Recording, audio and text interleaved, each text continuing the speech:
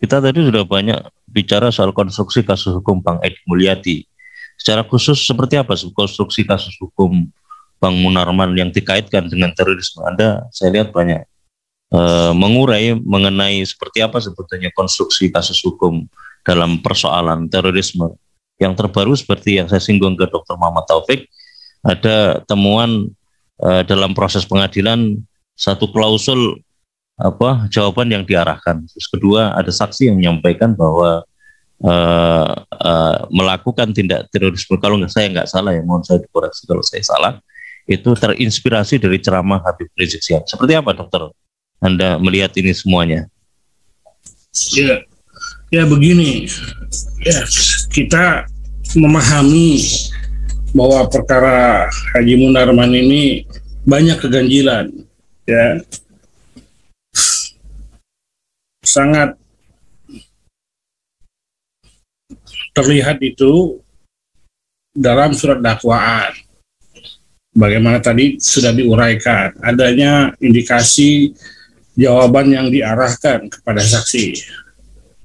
Nah, kemudian menyangkut pembunuhan unsur. Nah, khusus Haji Munarman ini kan sudah tahap pemeriksaan alat bukti, tahap pemeriksaan saksi, tetapi kita juga harus cermat melihat semua rangkaian, terutama dalam surat dakwaan. Catatan saya, dakwaan terhadap Haji Munarman ini yang disusun oleh jaksa penuntut umum itu tidak berisikan uraian secara cermat, jelas dan lengkap.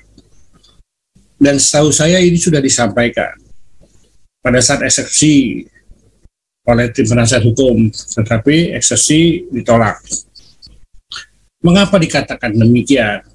Paling penting, kalau menurut pasal 143 ayat 2 huruf B KUHP, itu dakwaan, ya selain dia harus cermat, jelas, rinci, lengkap mengenai tindak pidana yang didakwakan, di dalamnya tuh harus menyebutkan waktu kejadian dan tempat kejadian, tempus dan lokus delicti. Ya. Nah, ini kita dapat lihat kesemuanya ini dari susunan dakwaan penuntut umum. Ya. Dan dakwaan pertama itu pasal 14 yang dijuntukan dengan pasal 7 Undang-Undang Pemberantasan Tindak Pidana Terorisme. Permasalahannya di sini adalah seseorang yang melakukan tindak pidana sebagaimana dimaksudkan dalam pasal 14 pasal 7 itu ada ketentuan dengan sengaja menggerakkan orang lain. Nah, menggerakkan orang lain ini disebut aktor intelektual. Menggerakkan itu, menurut penjelasan pasal 14 itu berupa hasutan dan provokasi, atau dia sebagai penganjur, memberikan hadiah, uang, atau janji. Nah, permasalahannya, jaksa penuntut umum ini menerapkan dua ketentuan undang-undang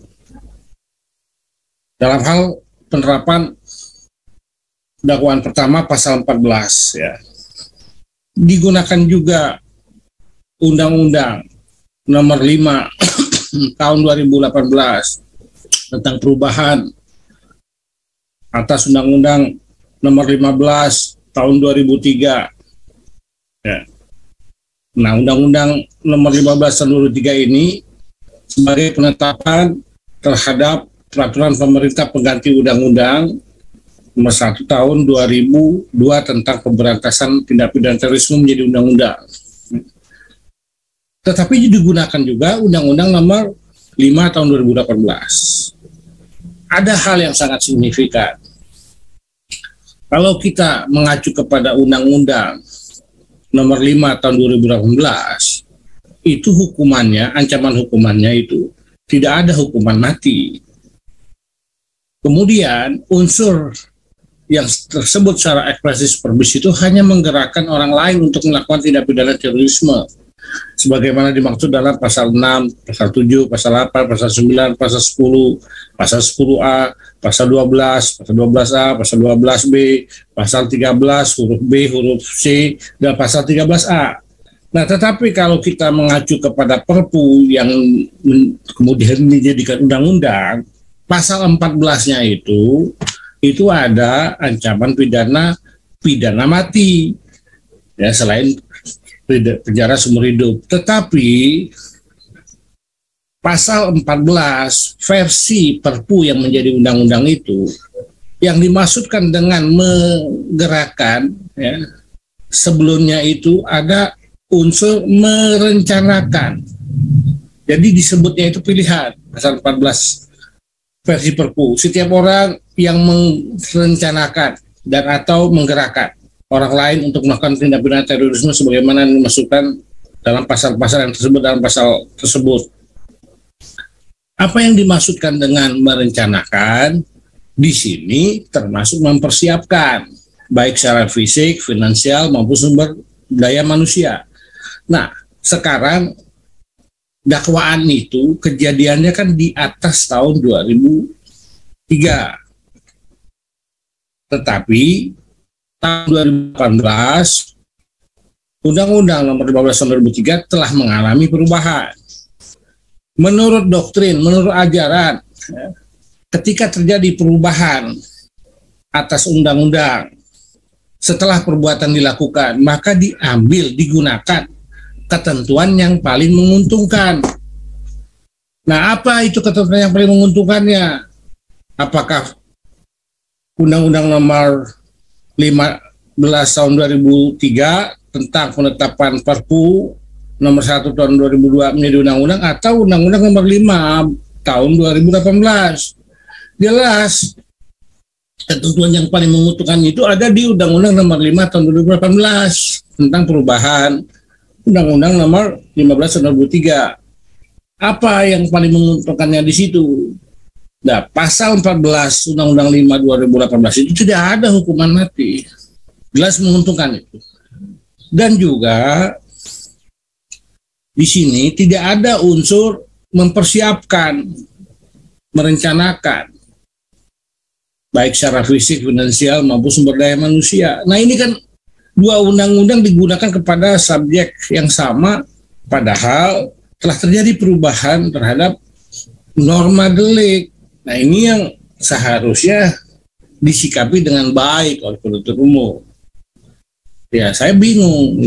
Masa iya sih hal seperti ini penuntut umum tidak mengetahui? Ini kan derivasi turunan daripada azas nulum delicto pasal 1 ayat 1, diatur di pasal 1 ayat 2. Ketika terjadi perubahan terhadap undang-undang, setelah perbuatan dilakukan, maka diambil ketentuan yang paling menguntungkan. Nah, menguntungkan apa? Menguntungkan baik ancaman hukumannya maupun dalam pemenuhan unsur. Nah, sekarang kita lihat. Nah, apakah telah terpenuhi di sini? Haji Munarman ini menggerakkan dalam hal apa? Itu juga tidak disebutkan. Ini kan pilihan semua. Apakah hasutan dan provokasi, atau memberikan hadiah, atau uang, atau janji. Nah, ini kembali kepada waktu. Kapan orang itu digerakkan, dihasut, diprovokasi, kapan orang itu diberikan hadiah, uang, atau janji, dan di mana? Nggak ada. Ini semua pilihan, apalagi dalam perbuatan hasutan dan provokasi.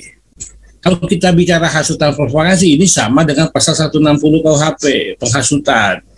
Delik penghasutan pada prinsipnya itu delik berpasangan.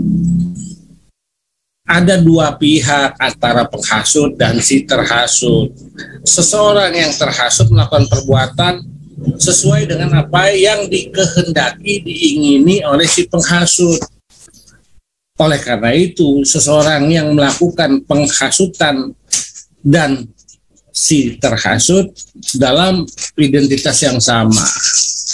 Dia bukan dalam penyertaan, tetapi dalam delik penghasutan yang berdimensi dua pihak, penghasut dan terhasut. Nah, ini kapan terjadinya penghasutan atau provokasi ini? Dan apa akibatnya? Apakah benar seseorang yang menggerakkan dalam hal ini menyatakan penghasutan dan provokasinya itu sesuai dengan kondisi pada saat itu melahirkan perbuatan seseorang yang terhasut melakukan hal yang dihasutkan? Ya, bagi kami ya, itu tidak ada secara verbal kehadiran Haji Munarman itu menyatakan menghasut atau memprovokasi seseorang untuk melakukan tindak pidana terorisme. Saya baca berkali-kali dakwaan itu tidak ada. Nah, kalau ada seseorang melakukan perbuatan tindak pidana terorisme, katakan dia terinspirasi oleh seseorang. Nah, terinspirasi oleh seseorang dalam hal apa? Undang-undang ini, pasal 14 ini sudah memberikan batasan. Harus ada hasutan dan provokasi. Hasutan dan provokasi itu harus sesuai dengan kondisi yang terjadi, kondisi sebenarnya. Jadi ada hubungan kausalitas antara ujaran penghasutan atau provokasi itu dengan perbuatan yang dilakukan orang yang terprovokasi atau orang yang terhasut. Bahkan ada saksi katanya, dokter, mohon maaf, bahkan katanya ada saksi yang menyatakan bahwa saya sebelum ketemu Bang Munawar atau setelah ketemu Bang Munarman juga sudah radikal gitu. Ya, kalau dia sudah radikal dalam pengertian bukan ramah terdidik berakal, dia radikal dalam pengertian menjurus atau melakukan perbuatan tindak pidana terus, itu urusan dia. Bagaimana mungkin seseorang bertanggung jawab terhadap perbuatan orang lain yang tidak dikehendaki atau diingini? Kan nggak mungkin. Apakah karena seseorang itu kenal seseorang, anggap A mengenal si B, semenjak awal A menjadi idola si B dan si B terlalu mengagumi si A. Kemudian si A tidak menyatakan ujaran kebencian, tidak menyatakan ujaran permusuhan, katakan, tidak pula melakukan ujaran penghasutan. Apakah logis ketika si B melakukan ujaran kebencian, permusuhan, penghasutan, dinisbatkan pertanggungjawaban itu ke si A? Kan tidak ada kausalitas, tidak ada hubungan sebab akibat.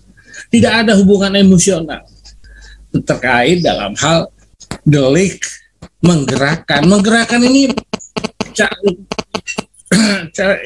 ini aktif. Menggerakkan itu maksudnya suatu kehendak yang dapat dipastikan orang lain itu melakukan hal yang sama dengan apa yang dimaksudkan, diingini oleh si penghasut itu. Dalam hal apa? Dalam hal ujaran penghasutannya atau provokasinya. Itu harus dibuktikan. Kalaupun bukan hasutan atau provokasi, undang-undang menyebutkan juga memberikan hadiah. Siapa yang diberikan hadiah? Nah, oleh orang yang menggerakkan. Siapa orang yang menggerakkan itu? Siapa yang diberikan hadiah? Dalam kaitan apa hadiah itu diberikan? Tentu terkait dengan objek perkara. Kapan diberikan hadiah itu? Kemudian di mana diberikan hadiah itu, dan harus konkret, harus dapat dipastikan bahwa hadiahnya itu terkait dengan perkara yang terjadi, atau memberikan uang, atau memberikan janji. Semuanya ini pilihan, tidak bisa semuanya ini dimasukkan dalam surat dakwaan, tidak dibuktikan, karena bahasanya di sini antara lain melakukan hasutan dan provokasi 1, atau memberikan hadiah 2, atau uang 3, atau janji 4. Ada 4 perbuatan dan semuanya ini harus dipilih berdasarkan kondisi yang senyatanya terjadi. Bisa memenuhi saja atau tidak, ini, dokter? Memenuhi atas 4 indikator tadi kalau dalam konteks kasus hukum Munarman ini, Bang Munarman ini.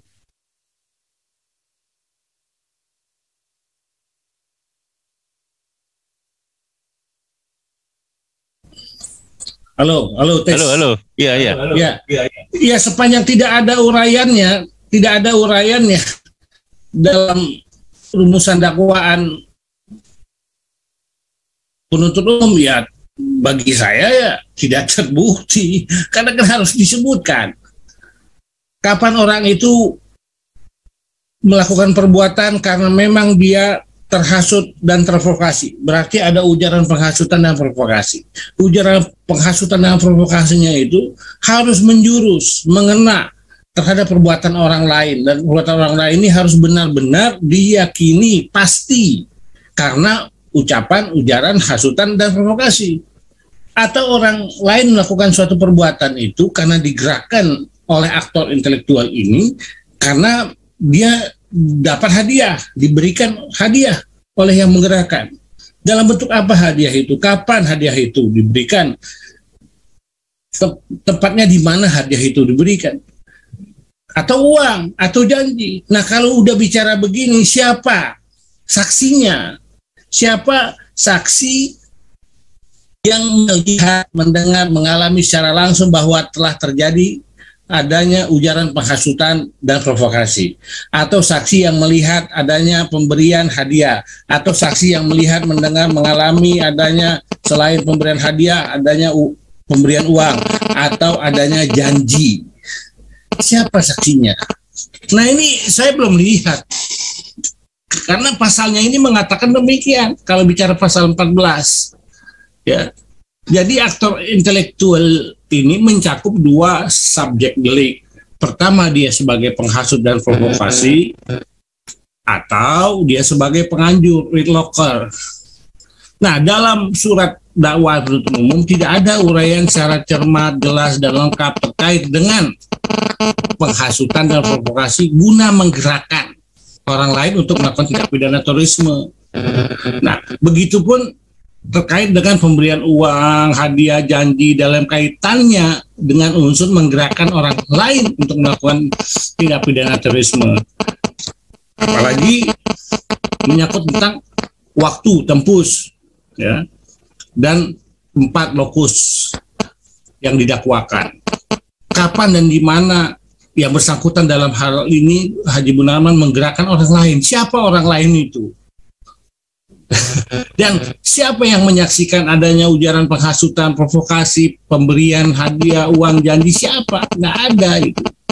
Nah, belum lagi apabila pasal 14 ini kan memang dikaitkan, dijuntukan dengan pasal 7. Nah, kesimpulannya, ya, ketika pasal 14 dikaitkan dengan pasal 7 Undang-Undang Pemberantasan Tindak Pidana Terorisme, maka semua unsur yang terkandung dalam pasal 7, ya, itu harus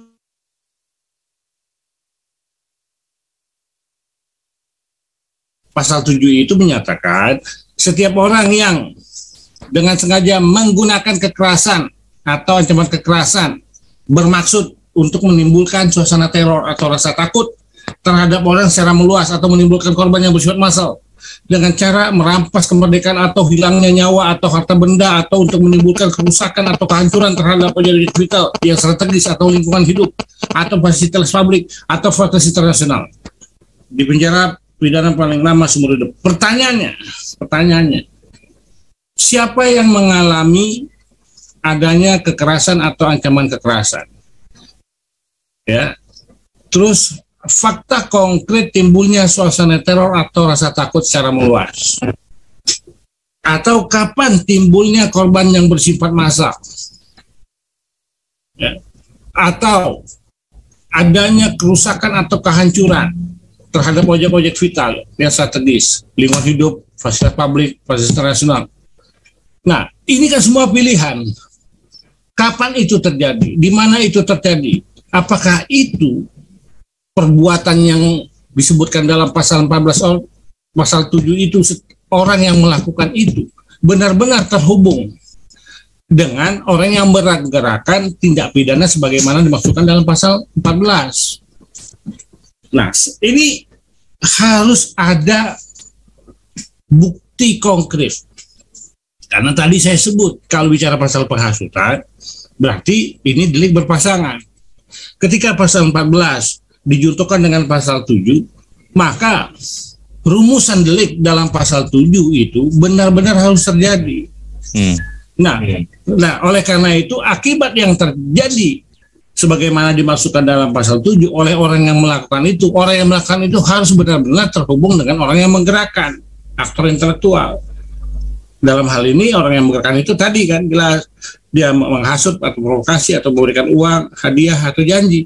Nah, ini ada kausalitasnya, ada hubungannya. Nah, sekarang pertanyaannya akibat konkret itu kapan dan di mana?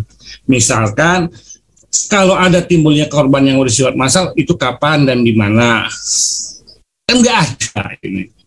Terus kalau misalkan juga ada timbulnya kerusakan atau kehancuran terhadap objek-objek vital yang mana yang rusak atau hancur? Atau lingkungan hidup yang mana? Fasilitas publik yang mana? Atau fasilitas internasional yang mana yang mengalami kerusakan atau kehancuran? Dan apakah itu dilakukan oleh seseorang itu melakukan harus pula terhubung dengan orang yang menggerakkan tadi sebagai aktor intelektual? Ini tidak ada. Ya, kalau saya lihat dakwaan itu saya baca itu copy paste dari BAP.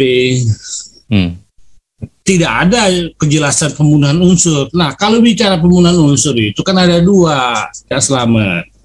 Unsur objektif dan unsur subjektif. Kalau unsur objektif itu perbuatan-perbuatan yang dilarang. Nah, kalau unsur subjektif itu kesalahan. Kesalahan itu disebutkan dalam undang-undang itu dengan sengaja, dengan maksud, bermaksud. Nah, kesengajaan ini menyangkut kesalahan.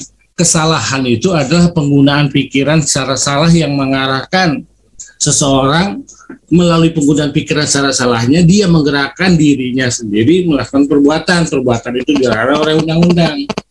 Nah, apakah di sini Haji Munarman telah menggunakan pikirannya secara salah?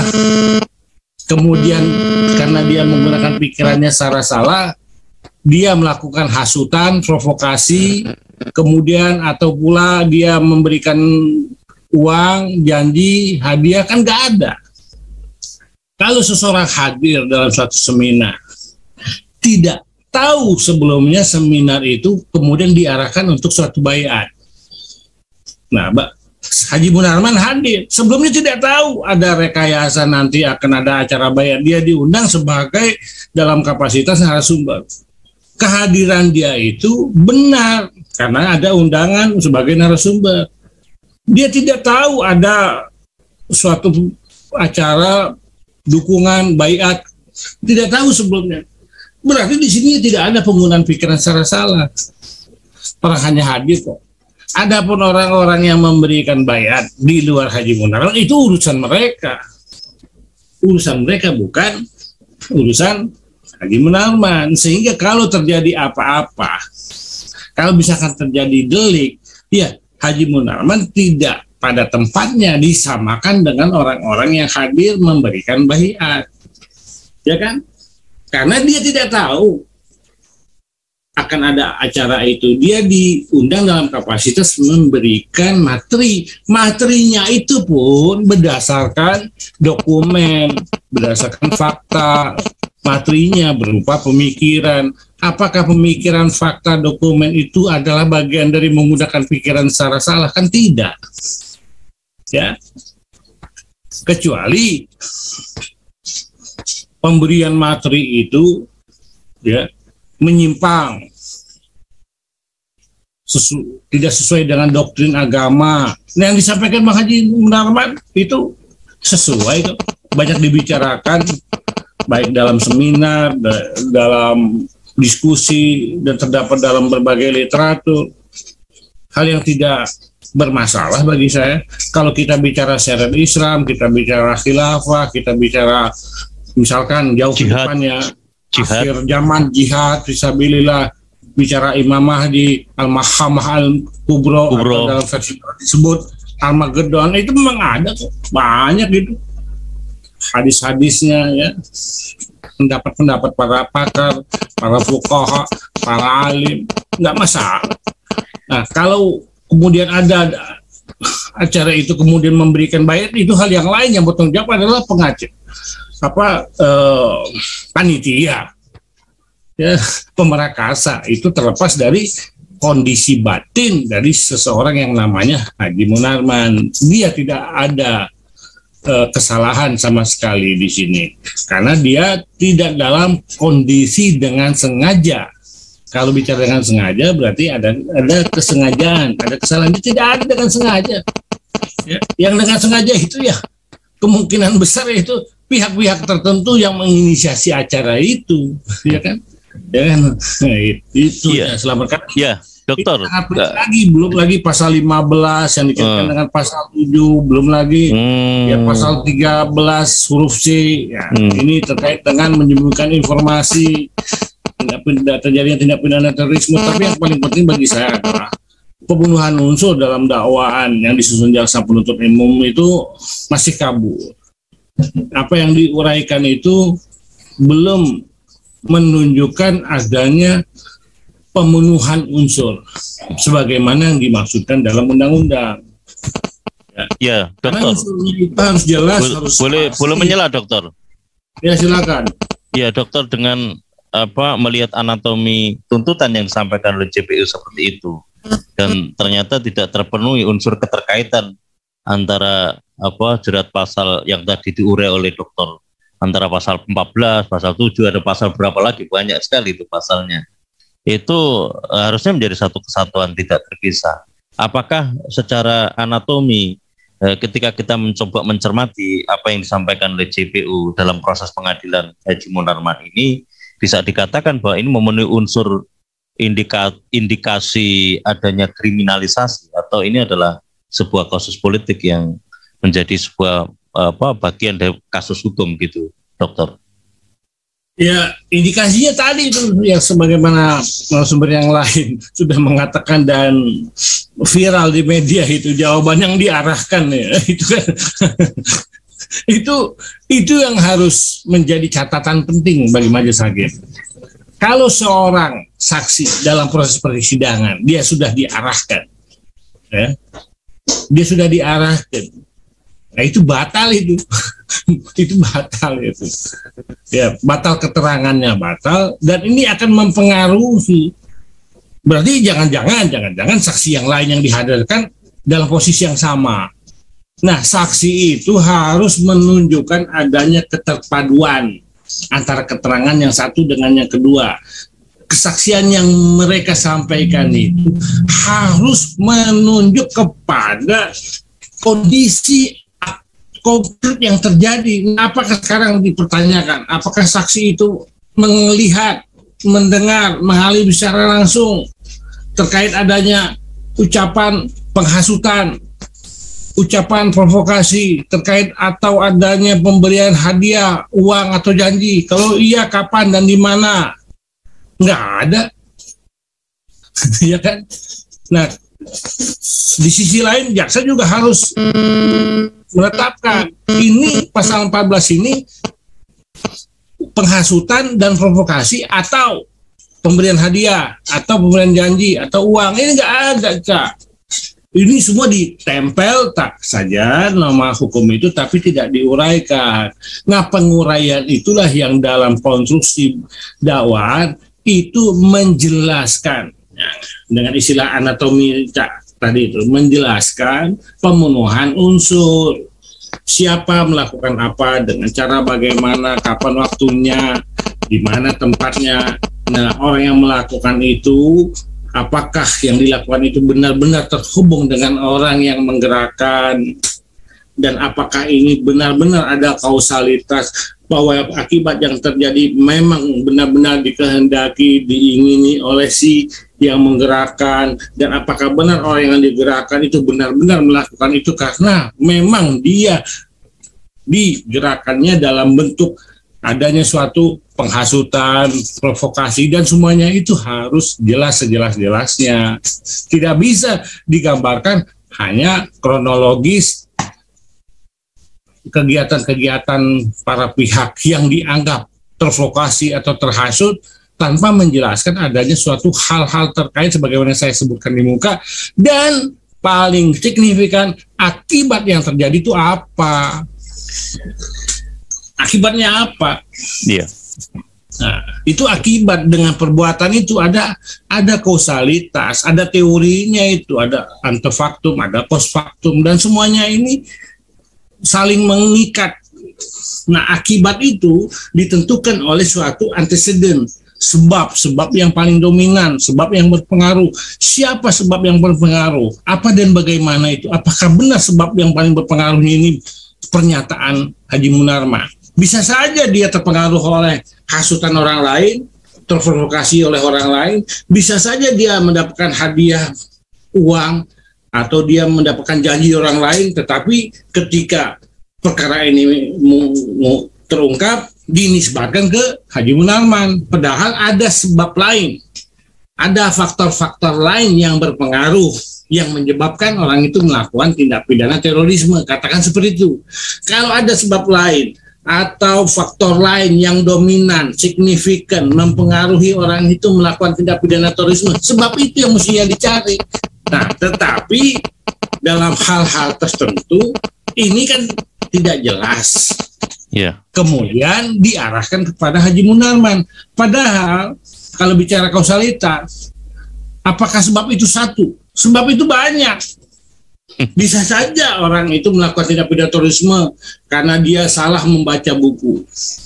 Bukunya benar-benar terbitan ISIS misalkan. Dia banyak terinspirasi karena ada sedikit kegilaan pemikiran, ada urat sarafnya yang terputus sehingga dia meyakini ISIS itu benar. Iya. Kemudian dia hadir dalam satu acara di mana dalam acara itu adalah Haji Munarman. Nah, Haji Munarman menjelaskan kondisi aktual dengan data primer maupun data sekunder yang dapat dipertanggungjawabkan. Apakah dapat dia katakan saya terinfiltrasi? Saya jadi faktornya tidak hasut oleh Haji Munarman, padahal dalam dirinya sendiri sudah ada kondisi yang menyebabkan dia melakukan itu. Iya. Artinya faktornya tidak tunggal ya, faktornya kan banyak. Bukan. Iya, perlu diidentifikasi ya apakah faktornya dari Bang Munarman atau tidak, kan begitu mestinya. Dalam teori kausalitas itu, ada sedemikian banyak faktor atau sebab-sebab yang menyebabkan terjadinya akibat. Dalam hukum pidana harus ditentukan sebab yang paling dominan dan signifikan terjadinya akibat tindak pidana. Ya, dokter, karena waktu kita terbatas, dokter bisa diberikan rekomendasi dokter kepada JPU, kepada hakim yang sekarang menangani Haji Munarman dan kepada masyarakat untuk memahami seperti apa konstruksi hukum kasus hukum Bang Munarman ini, Haji Munarman ini, Pak Dokter. Ya, secara umum bahwa penerapan hukum itu adalah kemampuan, ujung-ujung kemampuan aparat penegak hukum. Apakah dia pengacara, polisi, jaksa, hakim, itu kemampuan. Kemampuan itu tidak ujuk-ujuk. Kemampuan itu dari kecermatan membaca dan melatih diri dalam hal adanya berbagai permasalahan hukum dengan pendekatan-pendekatan keilmuan. Ya, banyak itu, ada azas, teori, segala macam, dia harus mampu menggunakan itu. Tetapi itu semua tidak cukup. Harus ada kejujuran. Kejujuran itu melengkapi pemahaman. Jadi kejujuran dengan pemahaman ini dua sisi mata uang yang berlainan, tapi tidak dapat dipisahkan. Dia harus mampu memahami, kemudian juga dia harus jujur untuk memahami suatu perkara dengan keilmuan itu sendiri.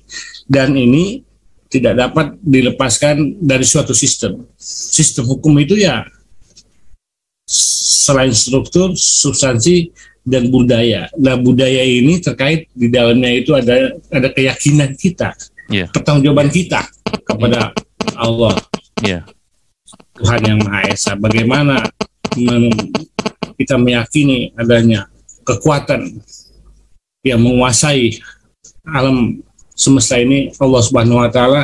Tetapi di sisi lain kita mengingkari kejujuran kita dan kita mencelakai kepandaian kita untuk kepentingan-kepentingan di luar kepentingan yang sejatinya itu adalah suatu hal pengkhianatan terhadap hukum. Jadi ketika kita bicara hukum, janganlah kita memaksakan konstruksi hukum, tapi kita lebih menonjolkan keberpihakan kita untuk membela bahwa hukum itu adalah benar dan kebenaran itu adalah satu, tunggal. Ya, terima kasih Dr. Abdul Khair Ramadan. Kita ikuti dan kita kawal terus. Saya kira masyarakat harus mengontrol jalannya proses persidangan yang akan berlangsung yang dialami oleh dua aktivis ini. Dr. Muhammad Taufik, silakan Dr. Muhammad Taufik, apa ini rekomendasi panjenengan dokter? Ya. Terima kasih Dr. Abdul Khair, terima kasih. Ya. Saya pikir analisa saya sama kan, kausalitas itu harus penyebab utamanya ya. Jadi tidak bisa tiap-tiap perbuatan itu dibebankan kepada orang yang tidak melakukan kejahatan ya. Oleh karena itu, apa yang saya rekomendasikan dari peristiwa ini, pertama, saya yakin di tingkat pengadilan tinggi maupun banding itu masih banyak keadilan. Kita lihat misalnya kasus HRS misalnya, itu kan juga mendapatkan keadilan di Mahkamah Agung. Jadi, yang bisa kita lakukan ketika macetnya demokrasi, macetnya pengadilan, maka instrumen keempat, pilar demokrasi itu adalah media sosial. Ya, jadi media sosial ini kita kembangkan sedemikian rupa, banyak tokoh juga bersuara, banyak tokoh juga berpendapat, karena saya yakin hakim itu manusia, nilai kejujuran, dia punya nilai-nilai hati nurani, dan di banyak kasus juga ketika di pengadilan, karena sesuai 185 KUHP, kekuatan pembuktian itu kan di pengadilan. Di situ kan ada fakta-fakta meta yuridis. Di balik pengakuan itu sebenarnya apa? Nah, disinilah peranan dari para penasihat hukum, Munarman ya, sehingga insya Allah Munarman juga digosok-gosok, digoreng-goreng kan ini, ada hoax berita menyebutkan dituntut mati. Bagaimana pemeriksaan saksi belum selesai kok dituntut mati dan seterusnya. Jadi kita juga harus perang dengan cara menggunakan media sosial, membuat surat sedemikian luas, sedemikian kerasnya juga supaya hakim itu berubah pikiran. Begitu Ustadz Slamet dan untuk semuanya. Bang Edi Mulyadi, Dr. Muhammad Taufik. Ya, terhadap abang saya Deddy Mulyadi, ini saya kan udah TikTok sama Mas Ahmad Khosinuddin. Edi Mulyadi bukan Deddy Mulyadi. Ya, Bang Edi Mulyadi itu kan saya udah TikTok sama Mas Ahmad itu, ya. Nah, kita bilang nggak usah datang deh waktu itu. Saya sengaja bilang nggak usah datang. Nah, dari kasusnya Bang Edi Mulyadi, menurut saya nanti ahli harus bisa membuktikan apa yang dilakukan itu bukan merupakan perbuatan pidana. Itu pertama. Lalu yang kedua, bahwa unsur terpenting di dalam pembuktian ITE itu adalah pelapor itu punya legal standing atau tidak. Ya. Yang ketiga, dibangun juga bahwa ini bagian dari rekayasa politik. Betul itu yang dikatakan Mas Ahmad Khosinuddin, karena faktualnya semua DPC Gerindra se-Indonesia ini mengirimkan laporan, jadi membuat pengaduan atas nama Prabowo, padahal Prabowo dicaci maki. Bupati Boyolali yang udah pensiun dibilang anjing saja, dia tidak bisa meminta pendukungnya jangan lapor polisi. Jadi kan aneh itu loh ya. Dan saya sebagai penganut paham progresif, saya optimis keduanya akan mendapatkan keadilan dan keringanan hukuman karena keduanya notabene adalah tidak bersalah. Terakhir, tetaplah kritis karena Allah selalu bersama orang-orang yang benar. Assalamualaikum warahmatullahi wabarakatuh. Waalaikumsalam warahmatullahi wabarakatuh. Terima kasih Dr. Muhammad Taufik atas closing statement-nya, atas point briefing-nya. Silakan Bang Ahmad Khosinuddin. Apa ini yang perlu ditandaskan kepada umat dan kepada para pihak yang terkait ini? Ya, saya kira semua kekacauan hukum di negeri ini kan terjadi di era rejim Joko Widodo. Jadi kita tidak bisa lepaskan semua kasus ini dari politik hukum yang telah ditentukan oleh saudara Joko Widodo selaku Presiden Republik Indonesia. Saya ingat betul Undang-Undang ITE itu sudah hadir sejak masa SBY, sejak 2008 ya. Tapi sepanjang SBY memimpin, Undang-Undang ITE itu yang ramai hanya kasus Prita Mulyasari. Ada lagi satu kasus yang lain juga tidak terlalu, dan tidak pernah digunakan oleh penguasa sebagai alat untuk membungkam kritik kepada kekuasaan. Walaupun saat itu kritik terhadap Pak SBY juga lumayan keras ya, sampai disebut Shibuya ya, di sebuah di binatang kerbau ditulisi SBY si Buya. Nggak ada tindakan kemudian aparat menangkap ya. Kalau di era rejim Jokowi ini sudah terlalu banyak korban yang dianggap menghina presiden lah, walaupun akhirnya pasalnya yang dikenakan yang lain ya, dianggap menghina lambang negara lah, karena dianggap Jokowi itu sebagai lambang negara, banyak sekali.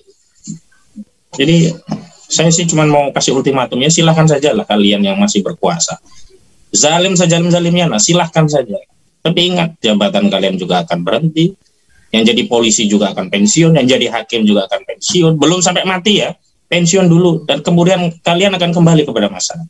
Cobalah ingat, ketika kembali kepada masyarakat, kalian ingin jadi seorang aparat yang sudah purna tugas, itu diterima dengan baik oleh masyarakat karena keadilan kalian ketika menjalankan tugas, atau sebaliknya, kalian akan dicaci, akan disingkirkan. Oke, mungkin saja kalian punya ada game, yang penting kan punya harta. Toh masyarakat kalau ada harta ngumpul, ya tapi sampai kapan harta itu akan ada bersama kalian? Jabatan saja oleh Allah bisa diambil sewaktu-waktu, apalagi harta. Jadi sekali lagi, ini bukan persoalannya bukan nggak ngerti.